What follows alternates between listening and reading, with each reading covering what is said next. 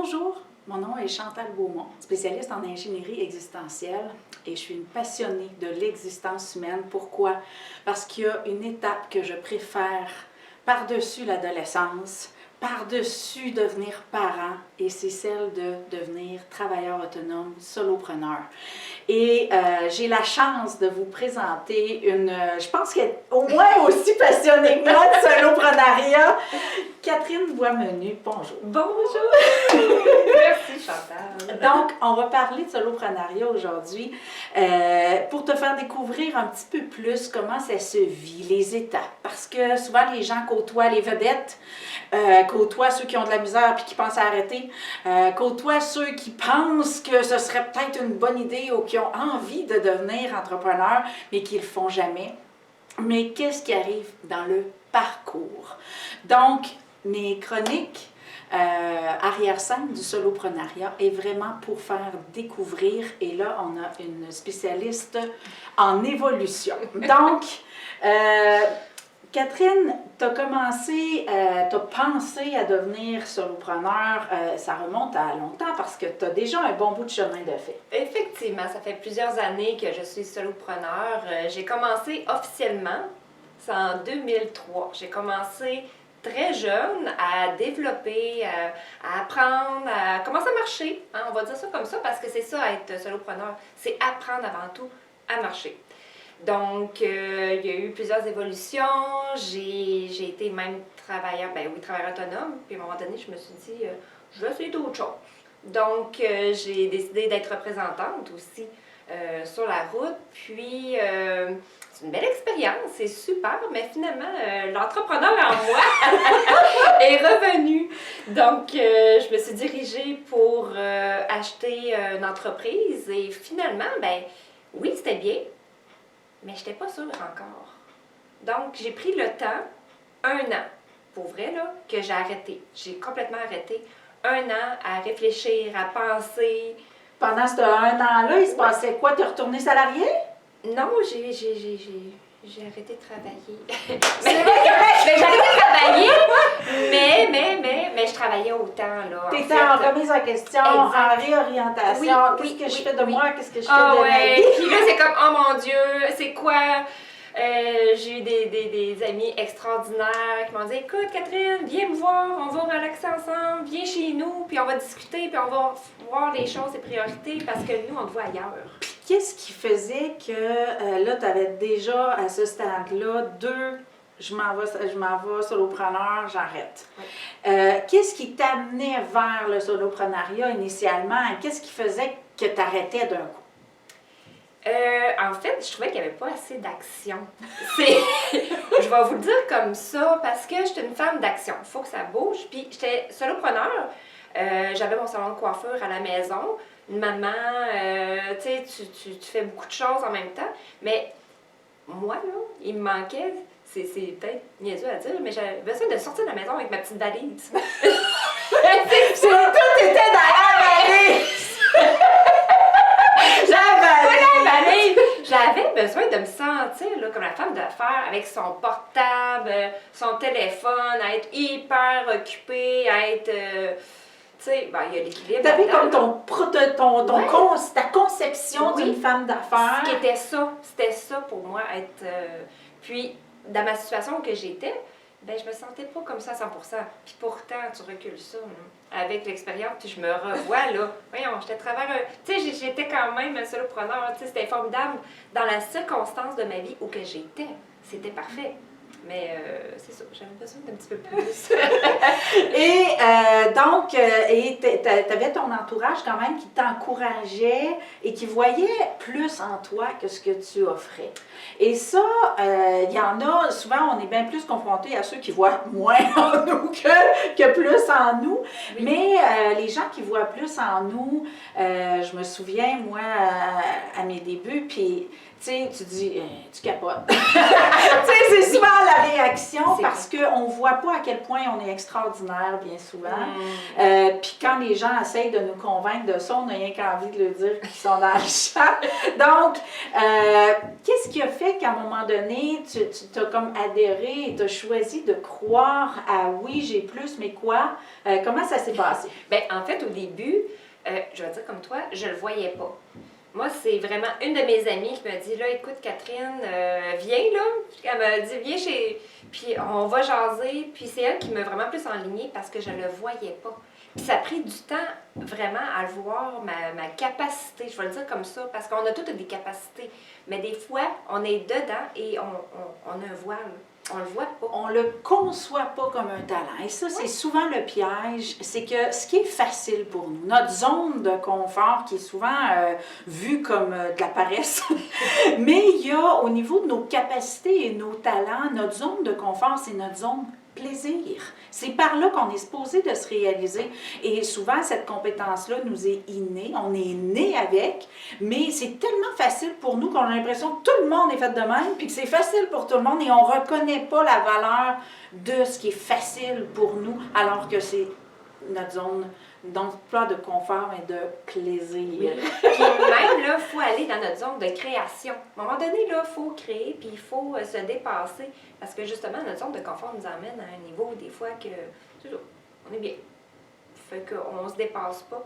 Puis moi, le fait avec, justement, une de mes amies qui me fait passer à l'autre étape, de dire, hey, je te vois à telle place, je te vois telle affaire, ça m'a fait comme, ah, OK. Mais là, moi, je me dirigeais d'une place que, non, j'ai fait un 360, puis ça a changé. Puis même mon entreprise, aujourd'hui, à la départ, quand j'ai démarré en 2022, je suis plus à ma place du tout, là. J'ai vraiment une belle évolution. Oui, parce que moi, je me souviens qu'on s'était vu quand tu pensais à... Oui, c'est ça, je t'ai pas Puis, démarré. il y avait même, tu sais, il y a le phénomène du chum ou de la blonde, qui on ne sait pas trop comment placer ça. Il y a il se vit beaucoup de choses lorsqu'on est dans la transition, lorsqu'on pense à le faire. Comment ça s'est vécu pour toi qui a fait « Ah, puis fuck, j'y vais ». Il y a eu plusieurs étapes. À un moment donné, ça... bon, encore, on discute avec des gens parce qu'il faut verbaliser. Hein? Ça, c'est très important à la base.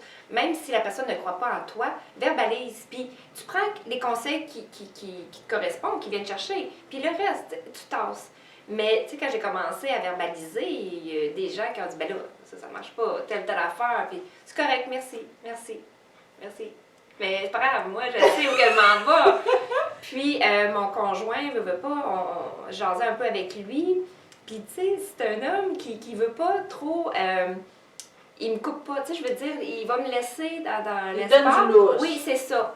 Mais tu sais, il y a quand même des limites de quoi, on discute parce que c'est le budget familial, là, mais quand même. Puis à un moment donné, tu sais, il m'a regardé, puis il a comme fait, ouais, wow.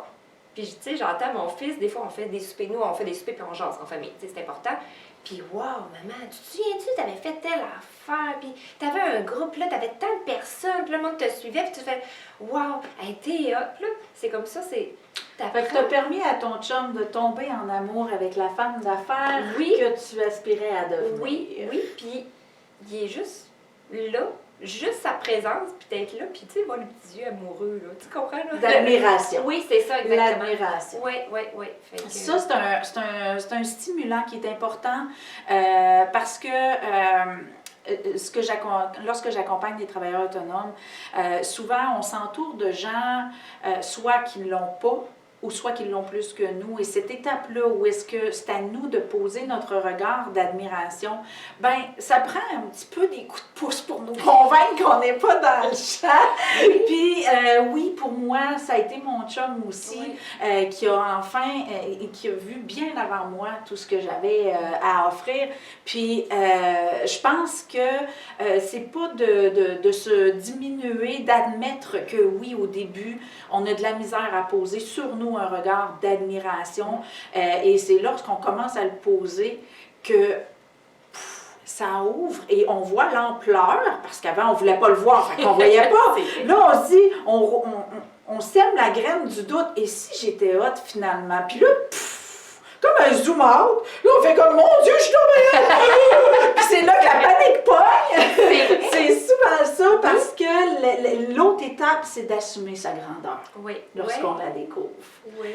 Est-ce que tu as côtoyé ça? Oui, j'ai côtoyé, oui. Puis il y a des moments, justement, puis je me permets, aujourd'hui, je me permets, tu sais, je me permets de dire, hey, j'ai fait telle affaire, ma chose. Hey, excuse, c'est bon. Ben, ça là, apprenez à le faire. Peu importe votre niveau, j'ai la grosse chair de poule parce que ton eau, moi j'étais en neurosensoriel, neuroquantique, ton âme a besoin de ressentir cet amour que tu te portes lorsque tu es capable de dire « je suis hot ». Lorsque, mon Dieu, je suis donc bien extraordinaire. Ouais. Donc, des fois, là, je suis en coaching avec quelqu'un, je dis, es-tu capable de me dire que tu es extraordinaire? Puis ça pleure, ça s'effondre en sanglots parce qu'ils se rendent compte que non. Donc, c'est vraiment important que peu importe le pas que tu fais, peu importe le où tu es rendu dans ton cheminement entrepreneurial, chaque pas, il n'y en a pas de trop petit pour mériter ta reconnaissance et ton admiration. Et si tu ne le fais pas, c'est là que le manque de reconnaissance fait son œuvre, ça s'effondre. Donc, la reconnaissance, c'est ton outil par excellence de rayonnement. C'est ton outil par excellence d'émergence et de te découvrir. Parce que si tu ne reconnais pas les plus petits pas que tu fais, ben tu ne pourras pas voir les grands. Et les grands vont être plus difficiles à venir parce que ça n'y croira pas à l'intérieur de ton cœur. Parce que... je t'écoute, je suis comme... Ah, c'est tellement vrai, c'est beau. Ben, souvent je dis au niveau du... Quand on devient travailleur autonome, pourquoi je suis tellement passionnée de ça, c'est que c'est, tu sais, comme chaque fois que je donne une conférence, je finis en disant merci de m'avoir donné une autre occasion de me faire l'amour. Parce que se faire ambassadeur de sa vérité, ça veut dire pas la vérité, ça veut dire ce que je suis, je l'assume et je choisis de croire qu'il y a quelque chose à s'en régaler, puis pour toi, face, faisant ce que tu veux.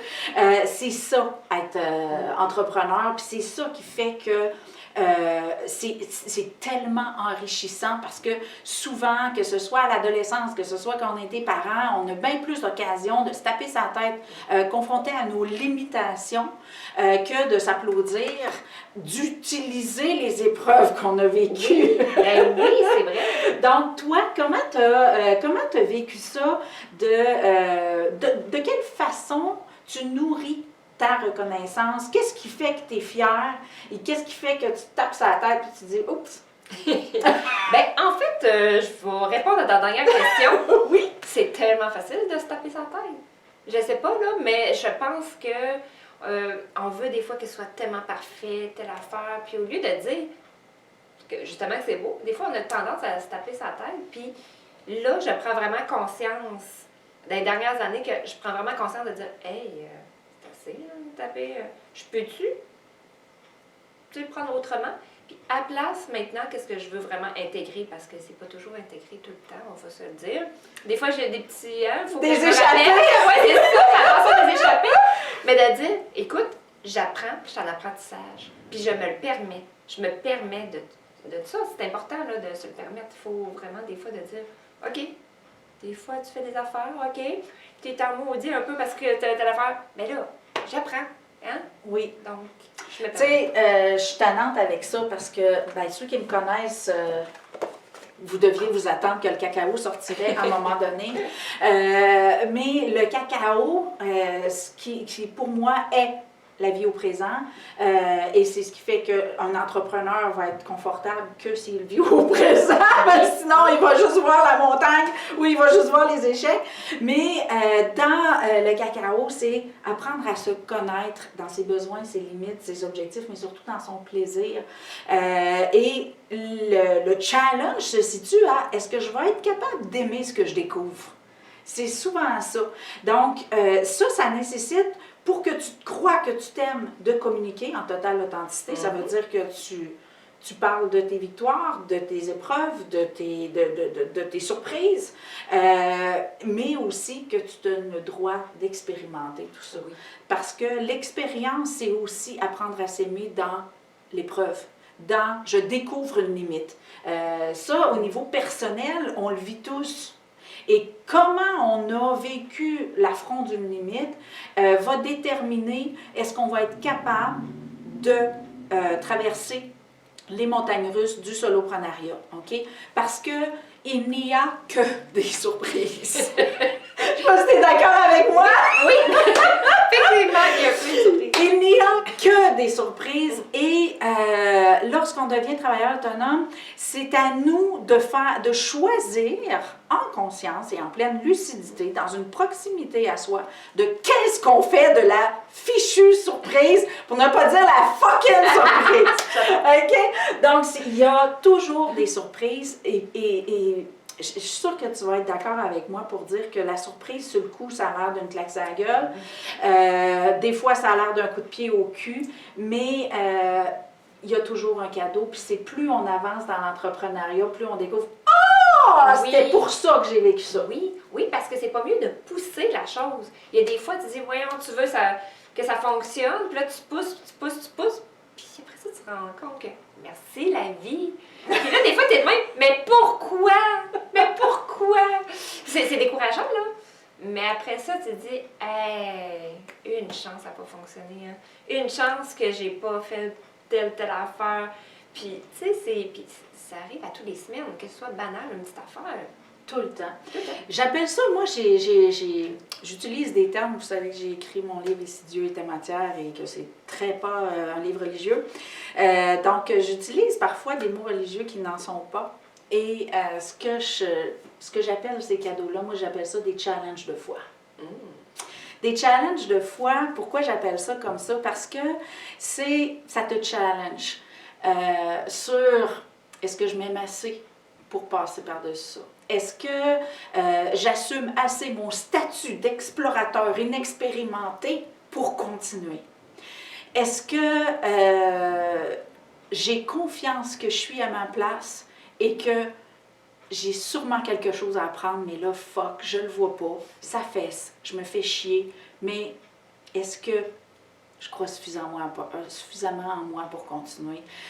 Donc, j'appelle ça des challenges de foi, ces cadeaux-là, parce que, crif, quand la surprise surgit, puis là, tu fais « Oh, c'était pour ça que j'avais ça! » C'est tellement « Oh my God! » Mais il faut se laisser le temps, hein? Oui. Aussi, là. Donc, c'est ouais. ça. Tu dirais le temps, ta moyenne de temps pour aller dénicher tes cadeaux, ça ressemble à quoi? Hey, c'est une excellente question. Je ne suis même pas capable de te répondre. Des fois, on le voit vraiment pas tout de suite. Des fois, on le voit tout de suite, hein? Mais il y a des fois, tout dépendant des situations, des fois, ça va être comme plus tard. Mais je te dirais en général, là, j'essaie de chaque situation d'aller chercher tout de suite. Donc, quelques semaines, là, normalement, c'est réglé. J'essaie d'aller chercher mes réponses parce que j'aime pas ça traîner. Faut que j'ai des portes dans ma tête, plein de portes. OK, ça c'est fermé. Tout est bien cédulé. T'as un quota de portes! Eh oui, c'est ça! Puis quand que j'en ai trop, là, ben je me permets d'aller au spa. Hein? Tu sais, à un moment donné, ben c'est ça, le solopreneur, à un moment donné, là, t'as plein de cases, t'as plein de portes, mais à un moment donné, il faut que ça vide ça. Là. Dans l'agenda de tout entrepreneur qui ne veut pas s'effondrer, doit y avoir des cases plaisir, des cases repos. Souvent, j'ai des entrepreneurs qui viennent me voir, crif, j'ai pas de clients, ils sont cernés, assis jusqu'en dessous des bras, sont exténués, sont en dépression quasiment parce qu'ils sont démotivés. Et je leur dis, t'as-tu vraiment quelque chose à offrir aujourd'hui, là? Et là, tu sais, ils se rendent compte à quel point des zombies ambulants sont épuisés parce qu'ils n'ont pas mis de case repos, répit. Et plus on attend pour les mettre, moins on est quantiquement accessible et pour propulser notre signal, notre passion et pour recevoir le client et être apte à lui livrer la qualité de ce qu'on est capable d'offrir en conditions optimales. C'est pour ça, donc c'est pas de la paresse, c'est pas du luxe, OK?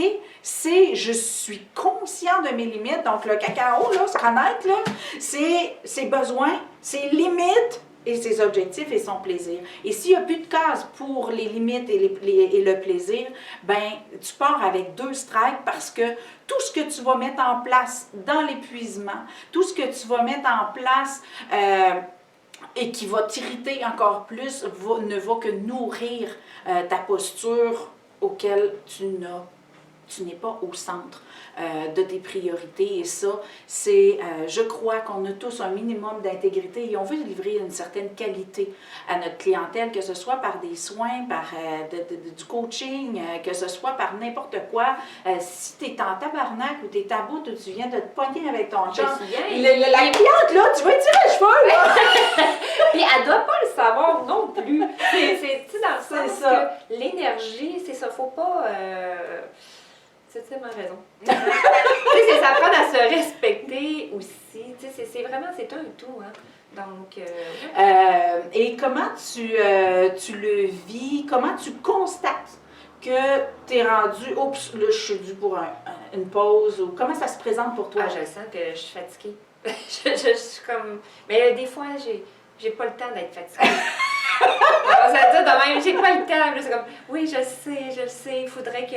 Mais des fois, il faut quand même que je sois honnête, là. Je me permets vraiment d'arrêter, j'ai mon petit fauteuil, je m'installe, puis je me mets la musique.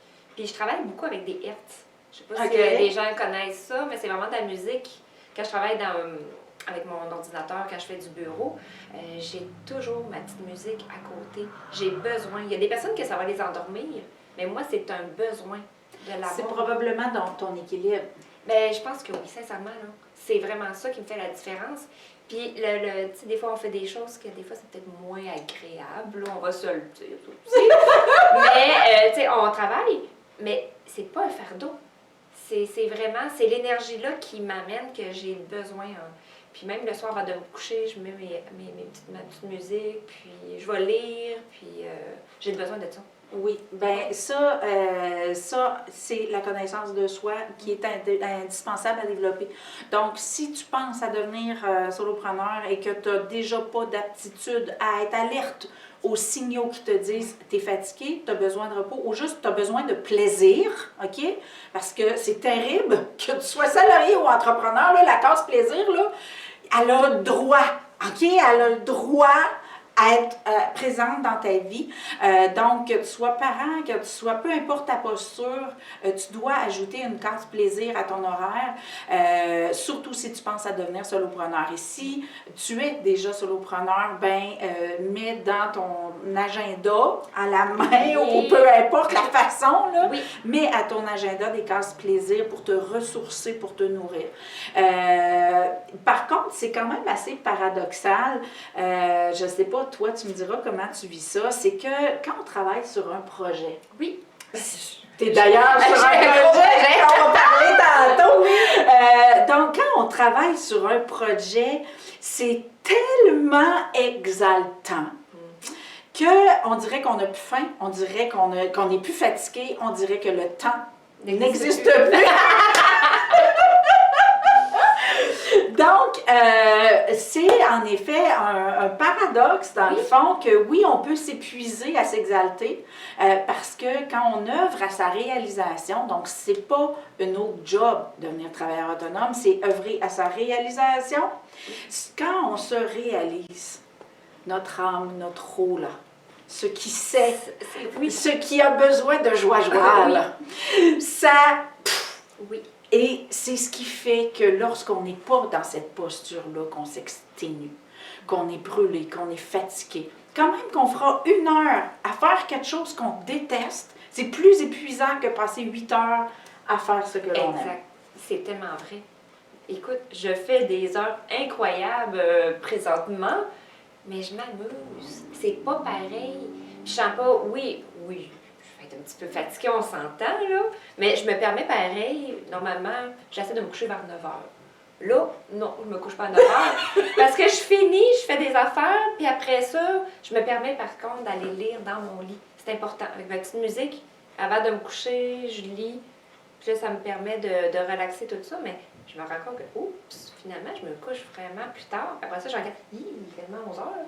Puis là, tu sais, je fais Mais plus d'heures. ce 2 heures-là, Il est à moi. ce 2 heures-là de dépôt, moi, je fais le soir, dès que je prends 45 degrés, je dors. Je fais moi, c'est le matin. Donc, le matin, je me réveille et je reste dans mon lit. Je jouis du confort, de la température, de la paix, et c'est le matin, je reçois énormément de canalisation parce que je ouvre le cadre, j'ouvre le champ. Donc, ce temps de dépôt-là, qui peut durer 1 heure ou 2, en vaut 6. Je pense que oui. Parce que ta nuit va être beaucoup plus récupératrice. Oui. Tu vas te lever encore plus reposé. Oui. Parce que tu ne te seras pas endormi en pensant, ben là, c'est vrai, il faut que je fasse ça, puis j'ai pas ça. Tu l'écris quand ça arrive. Donc, avant de te coucher, là, tout ce que tu n'as pas eu le temps de faire dans ta journée, tape-toi pas sa tête. Dis, c'est mes priorités de demain. Donc, tu les écris, tu déposes, tu les sors de ta tête, donc ça sait que ça n'oubliera pas. Et là, tu vas te coucher. Mais si tu ne déposes pas ce que tu n'as pas fini, si tu t'assures pas que tu n'oublieras pas, ton subconscient, et ça c'est physiologique, là, biologique, appelle ça comme tu voudras, ton subconscient va chercher c'est quand qu'on fait ça, c'est quand qu'on fait ça, c'est quand qu'on fait ça. Le subconscient est très irritant. Il ne tolère pas de cases vides. OK? Donc, le fait d'écrire ce que tu sais qu'il faut que tu fasses et que tu as choisi de le faire et que tu vas le prioriser, ça dépose ton subconscient, ton beau repos, et tu vas être capable de dormir de manière beaucoup plus profonde, reposée, et tu vas te réveiller beaucoup plus reposé. Donc, ce petit 2 heures-là, vois-le pas comme « j'ai perdu 2 heures de sommeil ». C'est vraiment de le voir comme « je me suis pimpé ma nuit et ma journée de demain ». J'adore ça! Et moi, j'écris, puis après ça, je tourne la feuille pour pas le voir. C'est tout fini, réglé. Pas chez moi à paix, mais c'est ça. Génial! Donc, toi, tu fonctionnes papier. As-tu d'autres outils pour te vider l'esprit? Non, papier. Puis comment tu structures, parce que je veux pas quand on a plein de choses à faire, comment tu gères tes priorités? Parce que c'est souvent ce qui est plus rock'n'roll parce que quand on est solopreneur, on a l'impression que tout est une priorité. Donc, comment tu établis l'ordre de tes priorités? Écoute, on va y aller à la base. Tout est une priorité. Bon, là, OK. Mais là, à un moment donné, toute une priorité, ça ne marche plus, ça. Parce que là, tu viens comme... Ah, c'est... Puis là, fait que ça marche pas, ça. Tout est une priorité. Donc, c'est écrire, puis OK, ça c'est fait. Mais tu peux faire un tableau, tu sais, de marquer, OK, vraiment urgent, tu sais, de faire le tableau. Et moi, je l'ai fait, mon tableau, vraiment, ou mon mur, où je travaille juste à côté de moi, là. Puis mes petits collants que je colle. Maintenant, je l'utilise beaucoup moins, là.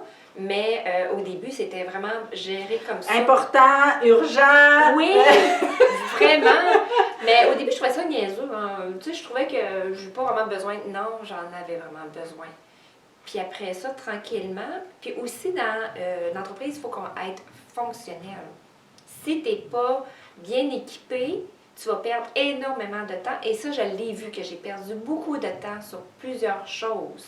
Comme par exemple, mon outil de travail, c'est un portable, que je dois bien gérer mes trucs.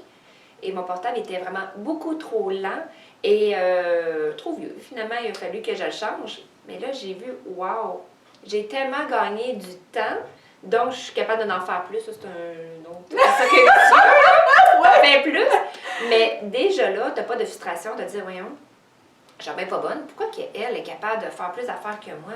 OK. Puis là, on se tape sa tête. Ça, La relativité.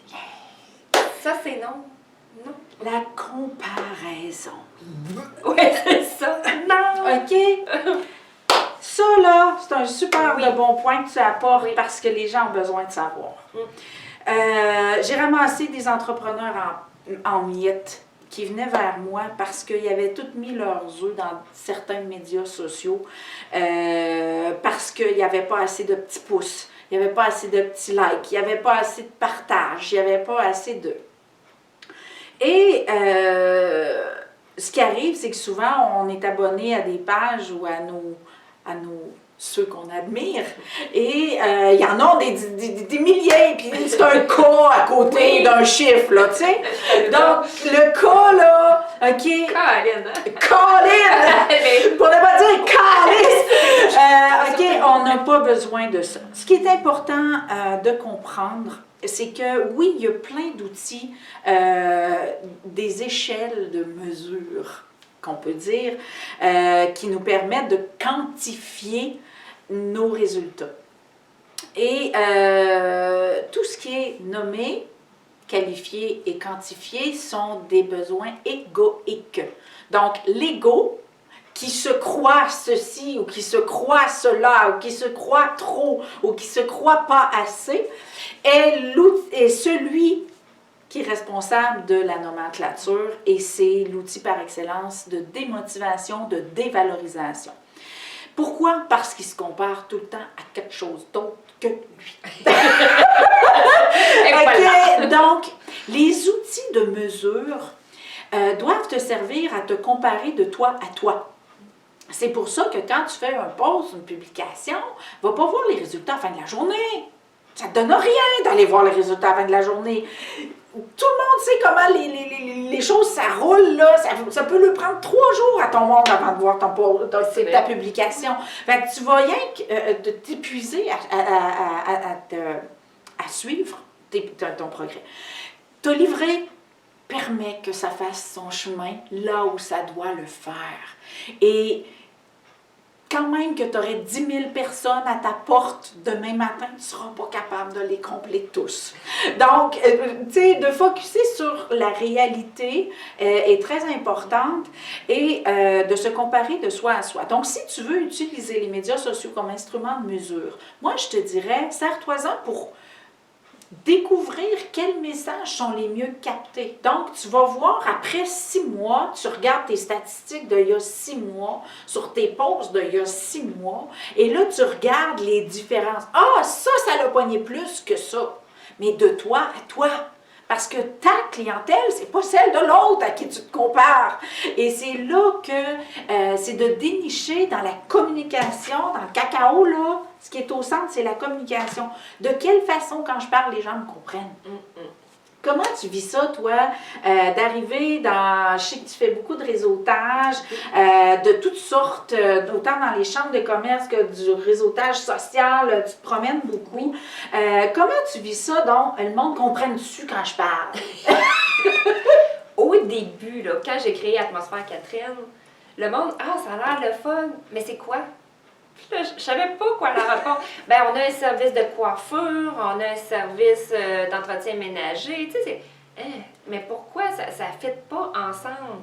Puis après ça, je me dis, OK, Atmosphère Catherine, là, on veut alléger votre temps.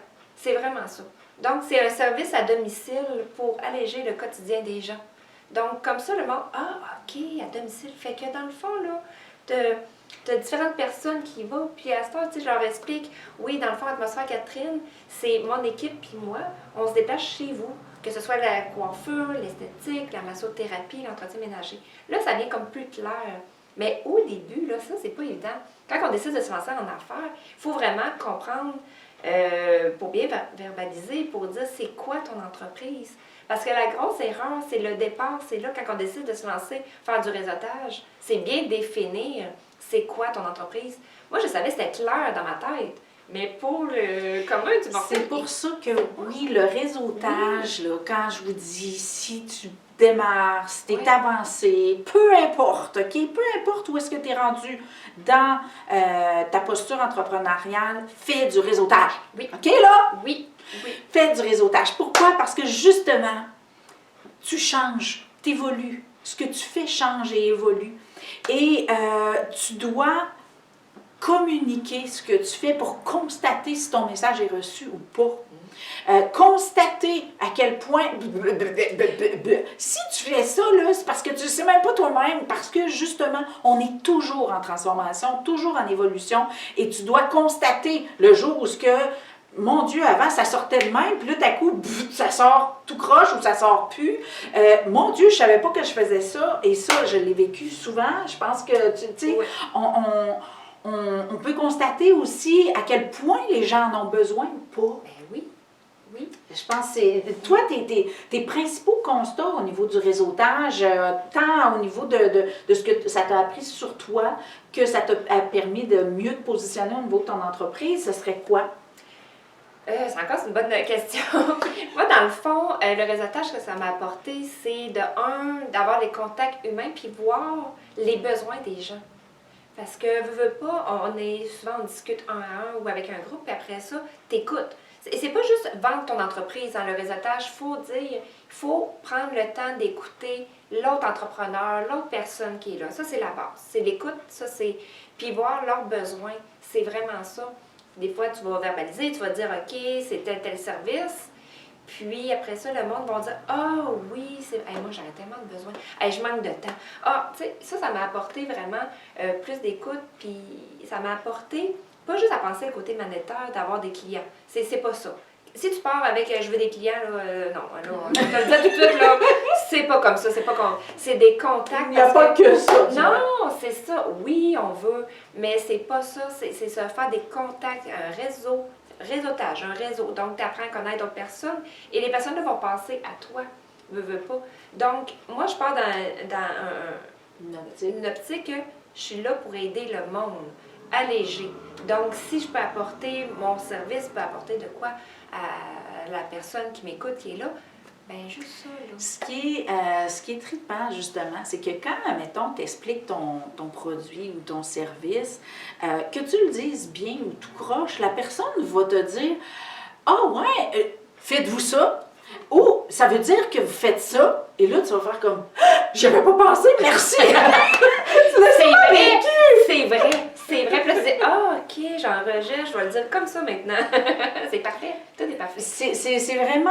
le réseautage, là, il y a beaucoup de petits cadeaux vraiment génial à aller chercher par le biais du réseautage. Et là, maintenant, avant, il y avait comme du monopole là-dedans, mais à cette heure, ça pousse comme des champignons, les groupes de réseautage. Moi, je suis une vraie abeille, je boutine dans plein de groupes de réseautage aussi. Et c'est vraiment fascinant parce que tu vois à quel point les gens comprennent ou ne comprennent pas ton message, mais aussi qu'est-ce qu'ils comprennent de ton message. Parce que, tu sais, comme tu disais, t'expliquer ce que tu faisais, pour toi, c'est clair. Je m'en vais chez vous puis je fais ce que tu as besoin qu'il soit fait. C'était clair. Oui. Mais comment est-ce qu'une entreprise peut savoir ce que j'ai besoin? Là, c'est là que ça devient. Fait que c'est vraiment qu'est-ce que les gens comprennent de ton message. Donc oui, l'écoute, Catherine, c'est vraiment excellent comme point à ajouter. Écouter ce que les gens ont à dire et leur demander qu'est-ce que tu comprends de ce que j'ai dit, qu'est-ce que tu penses que je fais. Souvent, moi, j'ai animé quelques rencontres de réseautage, puis je le disais, aujourd'hui, c'est les autres qui vont nous présenter, parce que c'était des gens qui se connaissaient toutes, et là, j'ai comme inversé. J'ai dit, bon, ben, toi, tu vas présenter elle, toi, tu vas présenter... Pour qu'on voit qu'est-ce que les gens ont compris de ce qu'on fait. Quelle bonne idée! J'adore ça! Parce que c'est ce qui nous sert. Notre salade, nous autres, on la sait, on sait qu'est-ce qu'on fait, et on en parle avec tellement de passion que ça sort à la vitesse grand V, et c'est clair pour nous autres. Donc, le réseautage, c'est une excellente clé comme stratégie, beaucoup plus que les médias sociaux, alors que y a malheureusement beaucoup de mouvements très différents. Moi, je travaille en quantique, OK? Et je sais très bien qu'on a à récolter des contacts, on a à récolter des commentaires. Et lorsque c'est en face à face, notre champ quantique n'est pas pareil, notre œuvre quantique n'est pas pareille que sur les médias sociaux. Pourquoi? Parce que quand tu fais ton post sur tes médias sociaux, tu es dans un état X. Et lorsque la personne lit ton chose, peut-être qu'elle arrive d'une autre affaire qui était dans l'agressivité, l'autre qui était dans la politique, l'autre qui était dans le COVID, puis que tandis que l'autre qui est arrivé d'une affaire drôle, d'une affaire de zénitude, de méditation, et les commentaires vont être en fonction de leur mouvement actuel. Donc, En présentiel, la personne qui fait du réseautage, que ce soit en Zoom ou en présentiel, c'est du réseautage. Les deux sont en posture d'ouverture et de réception. Puis je pense que tu sais, je sais que tu es active quand même sur les médias sociaux aussi. Est-ce que tu as eu l'occasion de côtoyer cette nuance-là entre le réseautage et les médias sociaux? Ben, en fait, non, pas du tout. Le fait de me réaliser ça. Puis j'écoutais, j'étais comme, hey, c'est tellement vrai. Même nous, là, on va lire des choses, on travaille en même temps, on lit des fois plus sur le côté, on va se le dire. Des fois, ah oui, ça semble intéressant, mais on ne prend pas le temps vraiment de s'asseoir, d'écouter au présent le message. Mais quand on est avec le contact humain, là, c'est pas pareil. J'aime ça, le contact humain. C'est vrai. Tu sais, tu vois la personne, c'est vrai. Donc, c'est sûr que j'adore beaucoup plus, puis ça me tente pas de payer ces réseaux sociaux. Je vais vous le dire, ça me tente pas. Moi, ça me tente de... Quand je fais les publications, c'est moi qui le fais. Tu sais, mais il y en a qui sont des professionnels, qui sont excellents, mais moi, ça me tente que, pour l'instant, de mettre ta touche personnelle. Oui, c'est ça. Aujourd'hui, quand je vous parle, là, c'est moi qui le fais. Peut-être dans quelques années, ça va être quelqu'un d'autre, là, mais pour l'instant, c'est ça, mais c'est mon énergie à moi. Puis quand je me déplace, c'est mon énergie à moi. Puis j'aime ça, tu sais, d'avoir un échange. Tu sais, il y en a beaucoup qui ont peur aussi. Ils disent la technologie, tu sais, le côté. Moi, je n'ai pas peur.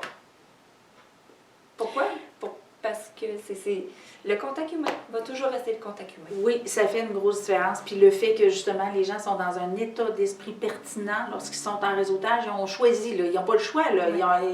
Là, c'est à cette heure-là, c'est à ce moment-là. Fait que s'ils ne pouvaient pas, ils ne pouvaient pas. S'ils sont là, c'est parce qu'ils ont choisi d'y aller. Donc, un choix, là, normalement, tu es un minimum dans l'ouverture. Donc, c'est pour ça que, tu sais, il y a des groupes où ce qui impose une présence, ben, tu sais, moi, personnellement, ça ne me parle pas. Parce que pour moi, c'est important d'être dans une position, une posture relationnelle adéquate pour réseauter. Donc, c'est pour ça que je priorise les groupes où est-ce que la présence n'est pas obligatoire. C'est à nous de se discipliner. Puis, tu sais, si tu investis dans un groupe de réseautage, ben, vas-y.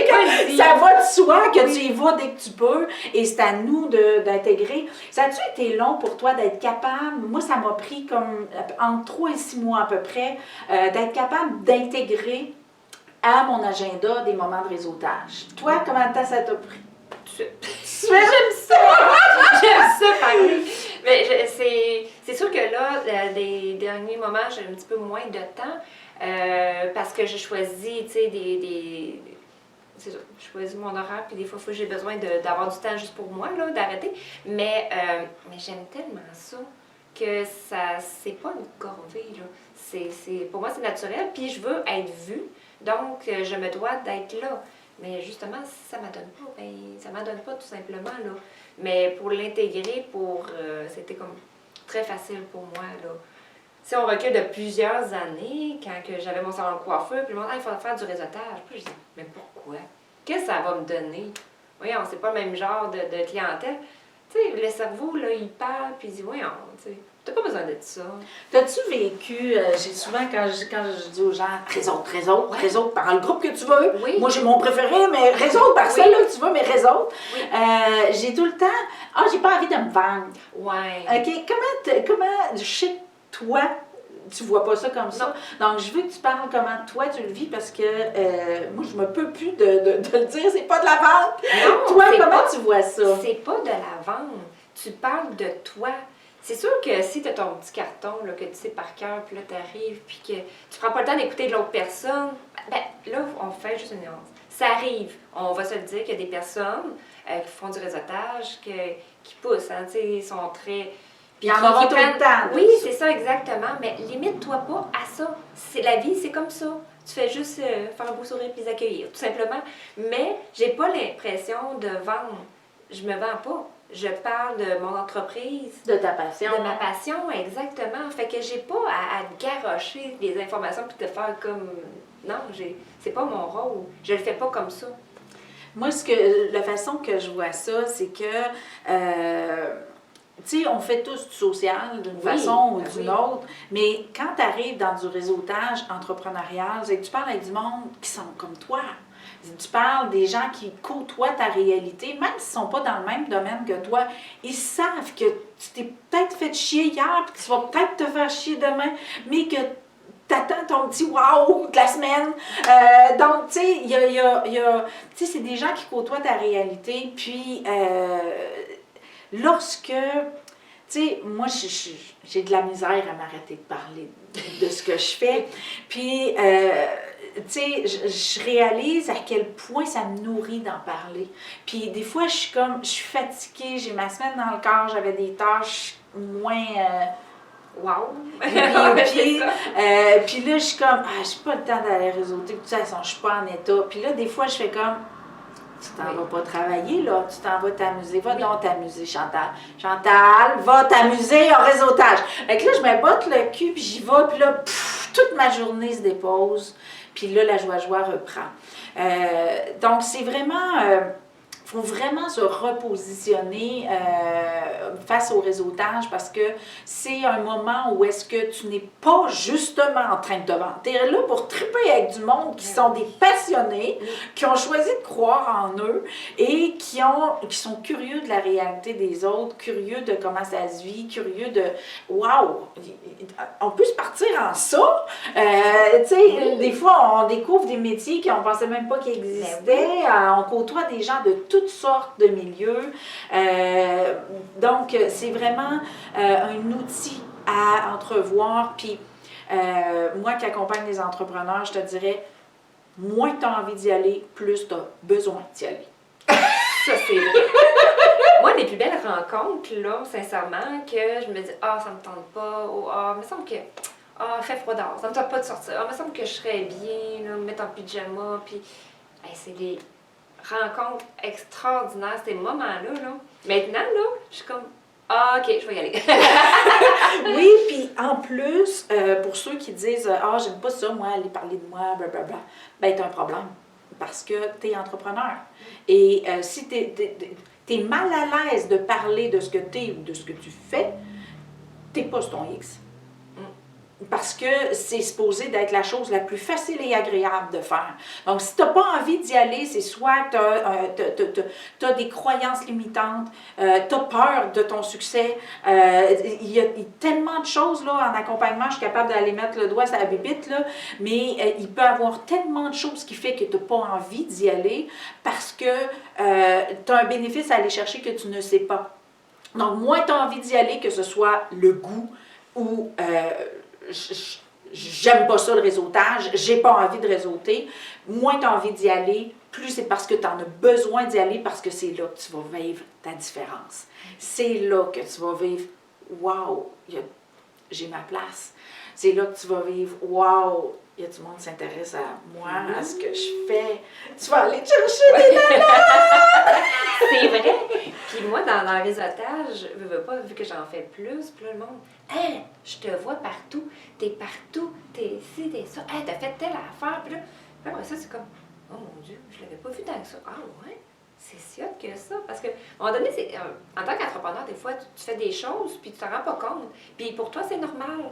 Puis l'autre tu sais pas comment tu peux inspirer une autre personne. C'est ça que j'ai réalisé.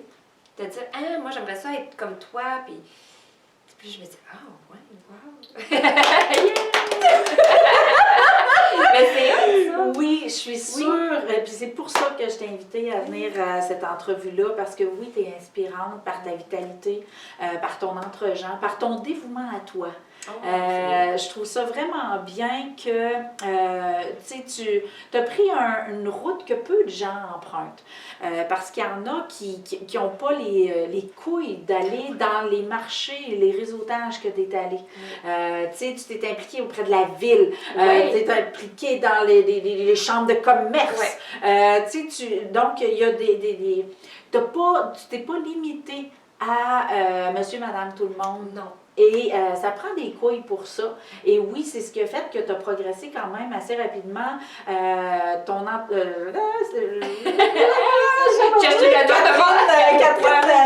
c'est quoi ton nom d'entreprise? Atmosphère Catherine, c'est correct. Atmosphère Catherine. C'est correct, Chantal. Atmosphère Catherine est née il y a... On va dire en 2021, mais en réalité, sur papier, c'est en 2021. 22, excusez. 22, OK. 22 avril 2022. Donc, tu as décidé de te lancer en 2021 et on est en 2024, on est en bébé 2024. Puis, comment tu qualifierais ta posture entrepreneuriale tu sais, c'est comme, c'était pas ta première entreprise. Non. Tu as fait du in and out. Là, quand tu es reparti avec ta plus récente entreprise, est-ce que cette fois-là, malgré qu'on ne sait jamais, mais est-ce que cette fois-là, tu crois que c'est clair. là? C'est clair, c'était tout dans mon entreprise, tout est pensé. Tu sais, je me suis incorporée, les chiffres étaient décidés, tout était vraiment décidé, puis j'ai cherché mon nom d'entreprise. Là, je voulais commencer pour être la première lettre de l'alphabet dans le bottin. Hey, tout est passé, là! Après ça, OK, atmosphère, c'est comment que tu files, les sentiments. Puis, tu sais, on me dit, ouais, mais atmosphère, Catherine, ouais, mais là, c'est ton nom, tu sais, d'autres personnes qui travaillent en sous-traitance pour toi, ça va-tu déranger qu'il y ait Catherine? J'ai comme, ben non, moi, c'est pas comme ça, je le vois. Ma perception atmosphère, Catherine, je t'emmène dans mon univers, dans mon atmosphère, que j'emmène chez toi. Puis les personnes qui travaillent avec moi dans mon équipe, ben je veux qu'ils dégagent mon univers, mon énergie à moi. Fait qu'il y a des personnes que c'est des belles personnes, mais tu sais, ils sont pas comme moi. Fait que Tu as eu les couilles de refuser des gens. Oui. Et comment tu t'es sentie quand tu as fait ça? Ben, bien. OK, Mais ça, c'est important. super important. Oui, c'est ça. Pas parce que c'est une mauvaise personne, elle est super compétente, super gentille, c'est des belles personnes, mais c'est pas 100% moi. Donc, au début, j'ai essayé d'aider des gens, tu sais, quand même, genre, laisse une chance, tu sais, quand même, tu sais. Puis, à un moment donné, ouais, ça, c'est pas tout à fait, ouais, ça, j'aime moins ça, ouais. Plus quand t'as trop de ouais, là, puis je me dis, ben, c'est pas ça, tu le sais, Catherine. Aie confiance, là, c'est ça. Puis ça Ton nom fonctionne est pas. là-dessus. Ben tu peux pas, oui, tu peux pas c'est te permettre de mettre quelque chose qui goûte pas Catherine. Ben non, exact. Tu sais, exemple, un volet d'aquacoiffure. Je vais juste un petit exemple. Les gens aiment beaucoup. Oui, les c'est exemples. ça. On fait de la coiffure à domicile. J'ai eu un client que je suis allée chez lui. Je pensais que c'est un travailleur autonome. Mais la personne, super de belle personne, vraiment. Et, comment je peux dire ça? Il n'y avait pas assez de ressources chez lui pour l'aider. Donc, cette personne-là, vraiment, tu sais, quand tu communiques avec des gens, tu parles, là, tu dis, waouh, c'est une belle personne. Puis il faut t'arrêter dans leur milieu et de ne pas avoir de jugement. Et c'est-tu facile d'avoir du jugement? C'est donc bien facile. Atmosphère, Catherine ne veut pas de jugement. Je ne veux pas. Je veux que le client se sente bien. Je veux pas qu'il se sente jugé. Je veux qu'il ait confiance. Puis qu'on ait du plaisir. Écoute, tu laves les cheveux, là, ça se peut que je prenne une douche avec toi. Écoute, dans le sens, pas une vraie douche, là, mais qu'on s'arrose. Mais c'est drôle. Ben, c'est avoir du plaisir de rire. Tu sais, tu peux faire des faces comme ça, de dire, hey, on prend une douche ensemble. Tu sais, Puis après ça, c'est ça, tu coupes les cheveux, puis la personne là, elle a payé pour ton service. Ben, c'est la personne la plus importante. Ça me tente pas d'aller répondre au téléphone. Des fois, je suis obligée pour X raison, là. Mais moi, là, quand j'ai le service, je rentre dans son univers et il rentre dans mon univers. Donc, c'est un partage d'énergie qui est avec le respect. Donc, pour ça, tout le nom de Atmosphère Catherine est vraiment tout ancré ensemble. Puis ça, c'était hyper important. Donc, les personnes qui travaillent avec moi, ben je veux même si c'est Atmosphère puis un nom Catherine, ben c'est l'équipe d'Atmosphère. C'est tout ça ensemble que je veux qu'ils soient transportés. Véhiculés. Oui, exactement. Donc, c'est l'expérience Atmosphère Catherine. Ah, c'est beau, hein? Donc, c'est pas juste un service, Non, c'est une expérience. Exactement. Et de proximité professionnelle. Humain. Ouais, c'est ça. Donc, Oui. vous devez finir par comprendre qu'Atmosphère Catherine, c'est des services à domicile variés pour ce que tu as besoin. Donc, on a parlé de cheveux, la coiffure, le ménage, l'entretien ménager, puis la massothérapie. Okay. On ne rentre pas le côté soins infirmiers. Je rentre pas là-dedans. Mais c'est vraiment les soins tu sais, De base, là, dans oui, le fond, c'est là, ça, pour que exactement. la personne se sente bien. Oui, exactement. Hein, c'est vraiment ça. Ouais, puis ça fait différent aussi. Là. Souvent, c'est des personnes, on se déplace, mais veut pas, on manque de temps. Donc, ça permet depuis je ne sais plus comment le dire, mais en tout cas, l'événement mondial qui est arrivé, le monde, il aime ça, le bien-être à la maison. Ça ne Oui. leur tente plus de sortir. Fait que juste ça, là, écoute, le monde adore ça. Yes, donc Atmosphère Catherine. Et tu as aussi, tu n'arrêtes jamais, donc tu as plein de petits projets qui s'en viennent aussi. Oui. Je sais pas si on en parle ou si on n'en parle pas parce que tu as pondu un chef-d'œuvre et ce chef-d'œuvre-là va voler de ses propres ailes. Oui. Mais quand même, je trouve que c'est un beau projet, c'est pour ça que j'ai décidé d'y participer. Oui. Mais dans le fond, qu'est-ce que c'est parenthèse entrepreneur? Parenthèse entrepreneuriat, c'est vraiment été pensé l'année passée avec Marilyn Trottier. Dans le fond, c'est une de mes amies qui est entrepreneur et on s'enlignait là, pour un party de filles, là, qu'on se loue un chalet, puis, tu sais, pour mettre les dépenses de petite entreprise, on se disait, hey, on va faire des formations, puis on échange, tu sais, des fois, les petites crottes là, qui ne vont pas bien dans... OK, on va régler ensemble. Puis là, finalement, on s'est rendu compte que, hey, il y a d'autres gars, il y a d'autres personnes qui sont intéressées. Et puis là, ça l'a comme grossi parce que l'année passée, on avait un gros comité. Puis, on a fait un événement, l'auberge de la visitation à Lévis. Donc, puis le monde a aimé ça. Puis je voulais attendre un petit peu. Puis là, la machine a reparti parce que là, le monde, ça nous poussait. Là, c'est comme, c'est quand? Là, cette année, c'est le 15, le 16, le 17 mars prochain, l'événement de parenthèse qui va être un événement encore à l'auberge de la visitation sur toute la fin de semaine qui va avoir des formations. Donc, point de vue, les contrats, ça c'est important des fois quand on se lance en affaires, là, de bien comprendre les papiers. Oui, c'est ça. Puis ça, c'est une chose qu'on oublie, puis des fois qu'on ne veut pas payer, puis non, ça c'est important. On va avoir une formation avec, t'as peu, je ne veux pas, lance service client aussi, avec Maude Dupuis. Je vous fais un petit Maude, là.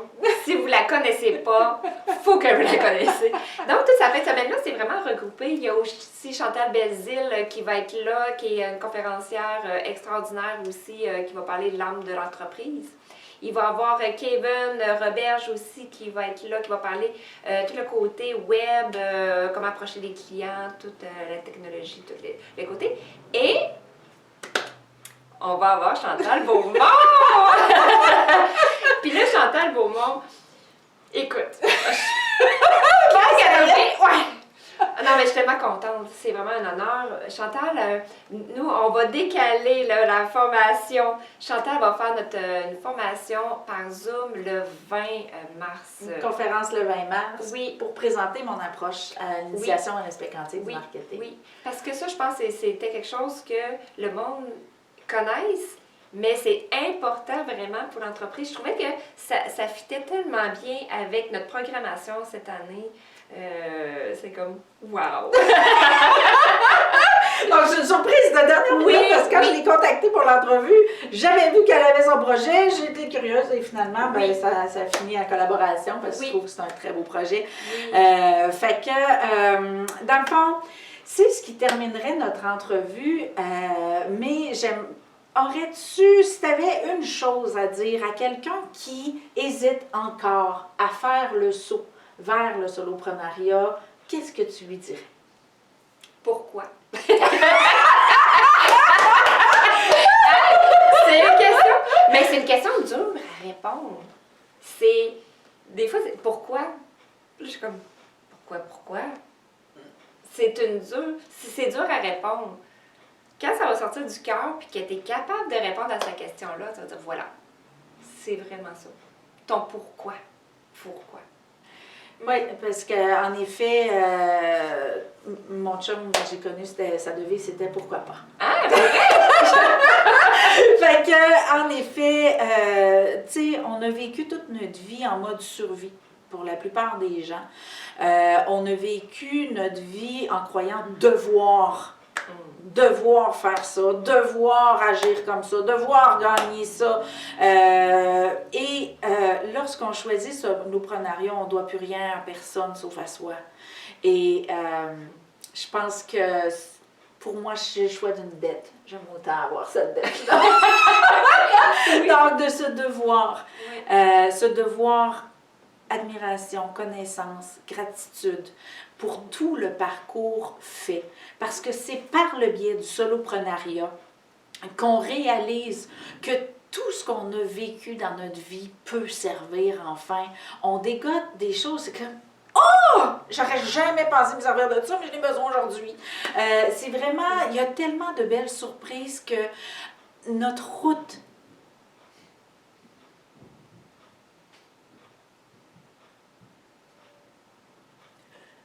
était parfaite, tellement bien orchestrée. Mais Chris, on ne le savait pas. Puis, on a dégoté du potentiel, de la persévérance, de la ténacité, de la patience. On a dégoté des valeurs humaines extraordinaires par le biais de notre parcours, de nos épreuves. Puis c'est dans l'entrepreneuriat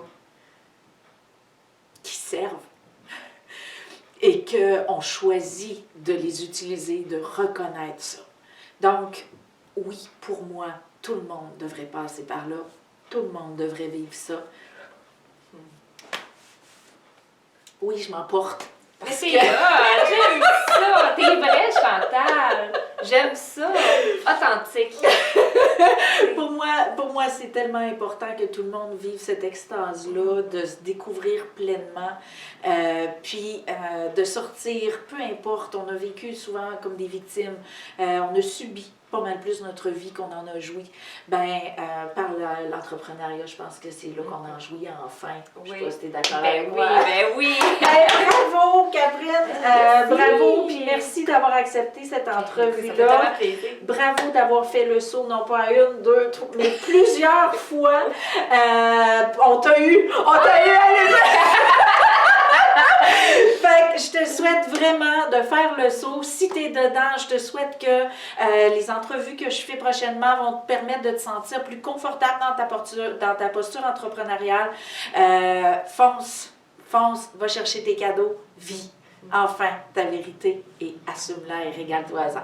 Donc, mon nom est Chantal Beaumont et c'était Catherine Boismenu. Merci beaucoup pour ton écoute.